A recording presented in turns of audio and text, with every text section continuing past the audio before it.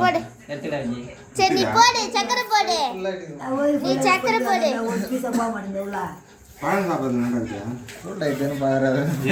இதெல்லாம் கோல்டா வந்து சாப்பிடுயா. அது அமைஞ்சிச்சு.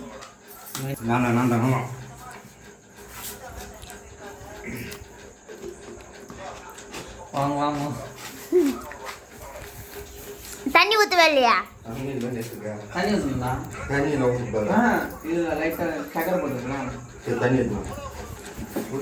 ஊத்து. நல்லா மூடு லைட்டா கரெக்டா.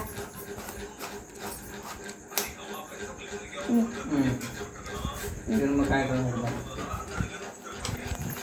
ம்